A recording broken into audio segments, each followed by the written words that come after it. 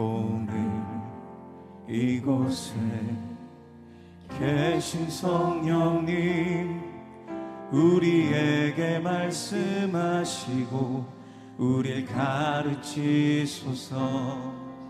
닫힌 우리 맘 열어주시고 주의 빛으로 밝혀 우릴 인도하소서.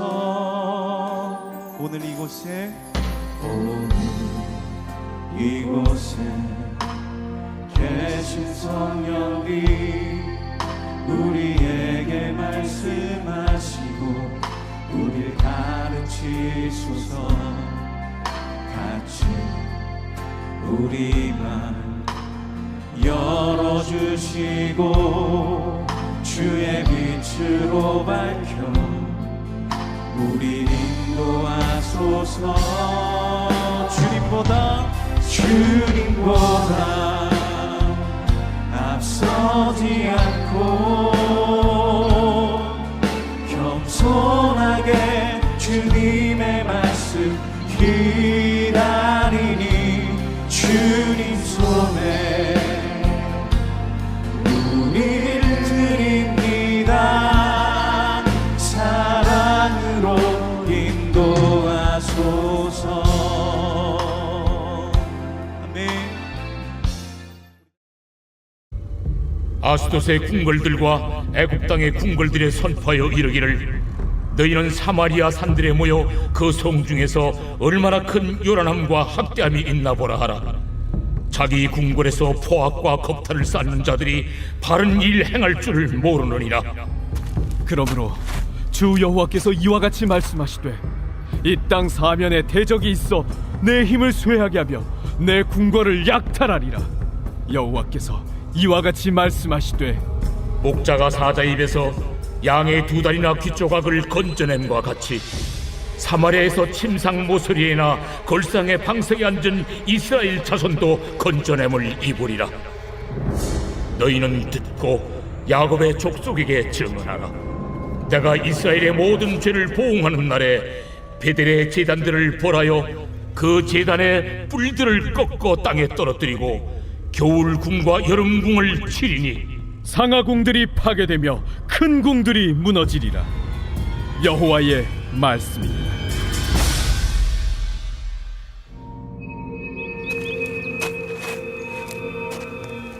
사마리아의 산에 있는 바산의 암소들아, 이 말을 들으라. 너희는 힘없는 자를 학대하며 가난한 자를 압제하며 가장에게 이르기를 술을 가져다가 우리로 마시게 하라 하는도다. 주 여호와께서 자기의 거룩함을 두고 맹세하시되, 때가 너희에게 이를지라. 사람이 갈고리로 너희를 끌어가며 낚시로 너희의 남은 자들도 그리하리라. 너희가 성 무너진 데를 통하여 각기 앞으로 바로 나가서 하르몬에 던져지리라. 여호와의 말씀이니라. 부모는 자녀를 위해 무엇이든지 할 수 있습니다. 부족할지라도 무엇인가를 아주 많이 잘못했을지라도 남들이 손가락질할지라도 부모는 자녀를 감싸주고 덮어줄 수 있습니다. 그것이 부모의 사랑입니다.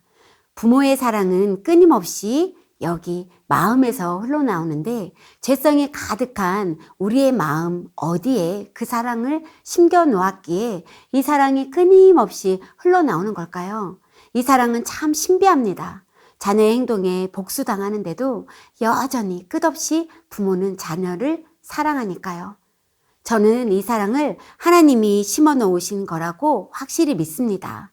부모가 되어보니 우리 하나님 아버지의 마음도 이렇겠구나 조금 알게 되었습니다. 하나님의 사랑을 아주 조금 알고도 눈에서 자꾸 눈물이 나서 저도 모르게 눈물을 훔칠 때가 있어요. 여기 앉아 계신 성도님들도 그런 경험을 많이 했으리라 믿습니다. 지나가는 말로 혼자 어려움을 토로했을 뿐인데 선물로 주실 때가 있어요. 기도를 많이 하지 못하고 받으면 부끄럽고 민망해서 아버지 기도의 자리로 더 나아갈게요, 이렇게 말씀드리곤 합니다. 때론 정말 원하는 것들이 지체될 때도 있어요. 주변 상황이 다 막힌 것 같고 하나님 아버지께서 입술을 꽉 다문 듯한 느낌을 받을 때가 있어요. 그렇다 할지라도 이 세상에 그 어떤 것보다 귀한 것을 주셨습니다.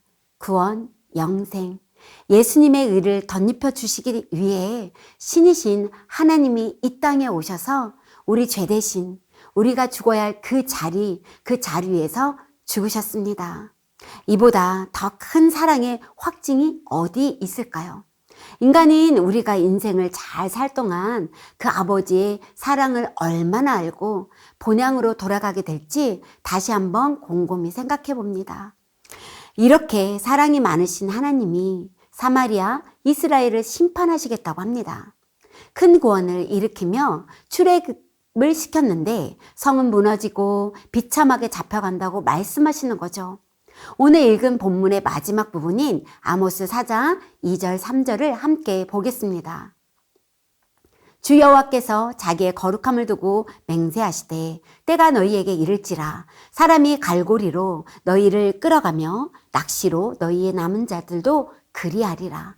너희가 성 무너진 데를 통하여 각기 앞으로 바로 나가서 하르몬에 던져지리라. 여호와의 말씀이니라. BC 722년 북이스라엘은 아수르 군대에 의해 멸망당합니다. 하나님의 말씀처럼 백성들이 포로로 잡혀가며 비참한 신세가 되어 멀리 하르몬 땅으로 끌려갔습니다. 하르몬은 오늘날 아르메니아로 소아시아와 카스피해 사이에 있는 지역으로 추정합니다. 돌에 새겨진 고대 아수르의 그림을 보면 군사들이 포로들을 갈고리에 깨어 끌고 가는 장면이 있습니다. 마치 짐승처럼 포로들의 코나 입이나 턱을 뚫고 사슬이나 갈고리로 꿰n 후에 긴 줄을 서로 연결해서 끌고 갔다고 합니다. 너무 끔찍하죠. 동물로 취급하는 거죠. 하나님의 백성이 그들의 잘못으로 인해 끌려가긴 하지만 이것을 보는 하나님 아버지의 마음은 어땠을까요? 심판에 대한 본문을 읽어보면 그들의 죄악상이 확연히 드러나요. 그러니 당연하지. 이렇게 했으니까 마땅히 심판을 받아야지. 이렇게 말할 수 있죠. 하지만 끌려가는 백성을 보고 있는 하나님 아버지의 마음을 우리가 다 알 수는 없어요. 하나님은 이스라엘과 특별한 관계를 맺으시고 그들에게 그 특별한 관계에 걸맞는 삶을 살아가기를 기대하셨어요. 그러나 끝없이 죄를 짓습니다. 하나님 앞에 등을 보이며 그분을 의식하지 않습니다. 우리도 별반 다르지 않을 때가 많아요. 하나님을 의식하지 않는 관계, 하나님을 의식하지 않는 행동과 언어들이 수없이 일상 속에서 나오며 그것들은 우리의 자신을 감쪽같이 속일 때가 있어요. 이 정도는 괜찮지 뭐. 이 정도 죄는 괜찮아. 큰 죄로 발전할 죄를 짓고도 괜찮지라고 다독일 때가 참 많습니다. 오늘 3장 9절 말씀을 현대인의 성경으로 읽어드릴게요. 아스돗과 이집트 궁전에 사는 자들에게 이렇게 선포하라. 너희는 사마리아의 여러 산에 모여서 이스라엘의 큰 혼란과 그 백성이 범죄하는 광경을 지켜보아라. 이 본문을 해석하자면 이스라엘의 죄악을 증언해줄 두 증인을 사마리아의 산으로 초청하셨는데 그 나라가 아스돗하고 이집트였어요. 유대 사회에서는 2인 이상의 증인이 있어야 그 증언이 합법적인 것으로 인정되었습니다. 두 나라를 심판의 증인으로 부르신 거죠. 그 나라 역시 죄가 가득한 나라인데 그 나라를 초대하고 이스라엘 죄를 보라고 합니다. 이런 거죠. 제 자녀가 잘못했는데 감옥에서 나온 어떤 죄인한테 내 자녀의 죄악상을 고발하는 거죠. 폭폭한 상황입니다. 두세 증인을 세우고 말하고자 하는 것은 죄에 대해 심판하는 것이 합법하다, 정당하다라고 하는 거죠. 죄에 대한 심판이, 보응이 정확히 이루어진다는 것입니다. 다음 절도 보겠습니다. 11절, 12절 말씀을 제가 읽어드릴게요.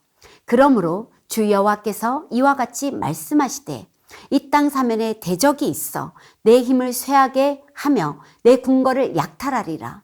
여호와께서 이와 같이 말씀하시되 목자가 사자 입에서 양의 두 다리나 귀 조각을 건져냄과 같이 사마리아에서 침상 모서리에나 걸상의 방석에 앉은 이스라엘 자손도 건져냄을 입으리라. 이스라엘 궁궐에서는 포악과 겁탈이 가득했습니다. 아모스 선지자의 첫 공격 목표가 궁궐이었어요.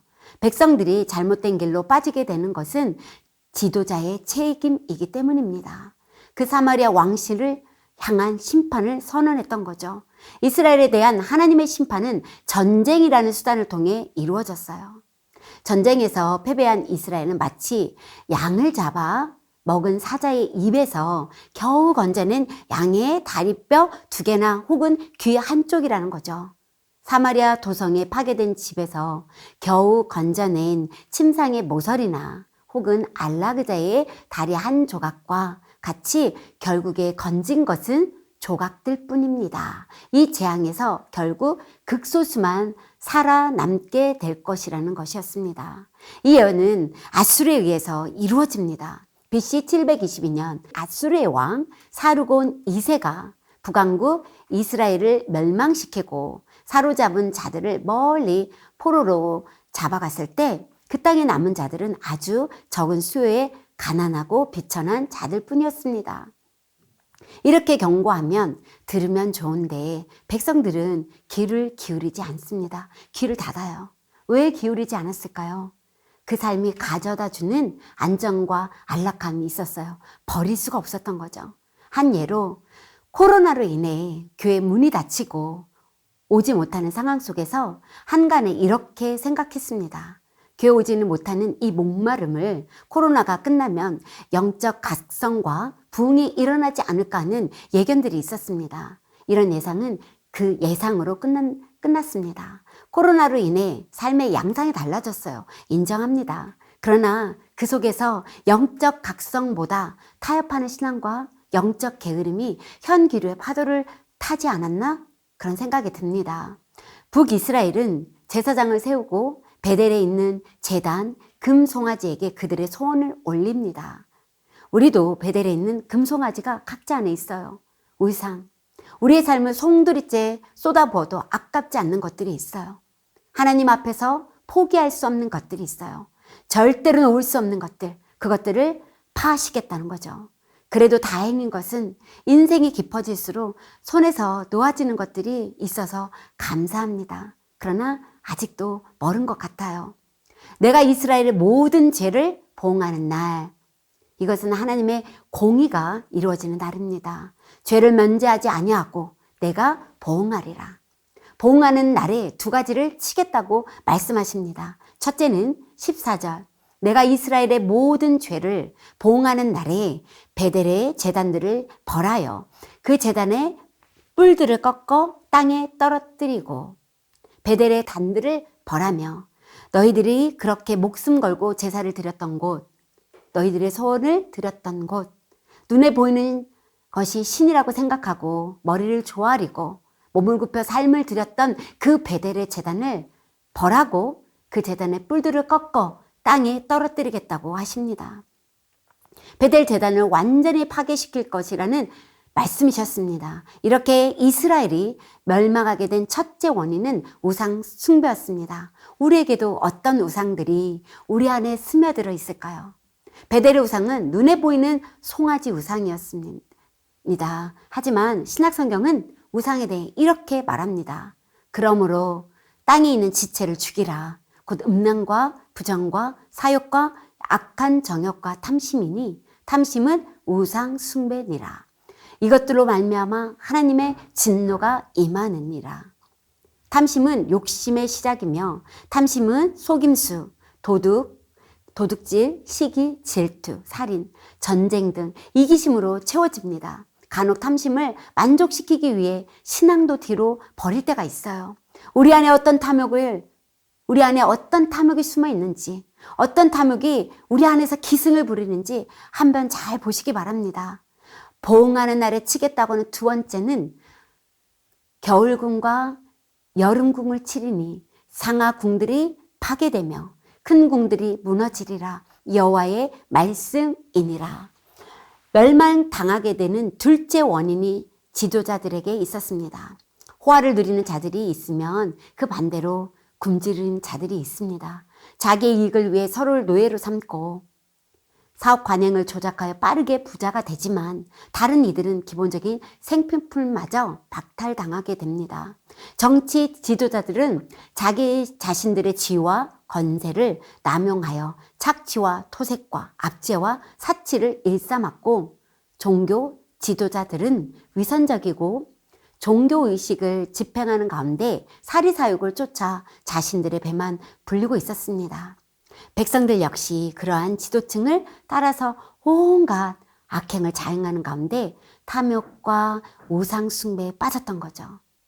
베드로전서 2장 12절에 너희가 이방인 중에서 행실을 선하게 가져 너희를 악행한다고 비방하는 자들로 하여금 너희 선한 일을 보고 오시는 날에 하나님께 영광을 돌리게 하려 함이라. 구약의 이스라엘 백성도 현재를 사는 우리도 하나님의 아름다운 덕을 전해야 할 자들입니다. 하지만 입으로는 전하면서 행실로는 부인하고 있는 삶을 살기도 합니다. 왜 이들이 이렇게 되었는지, 과연 우리는 어떤지, 하나님의 공의가 없는 세상처럼 살아가고 있는지 우리 자신을 잘 살펴봐야 할 것입니다. 마지막으로 아모스 4장 1절을 읽어보겠습니다. 사마리아의 산에 있는 바산의 암소들아, 이 말을 들으라. 너희는 힘없는 자를 학대하며 가난한 자를 압제하며 가장하게 이를 그릴 술을 가져다가 우리로 마시게 하라 하는도다.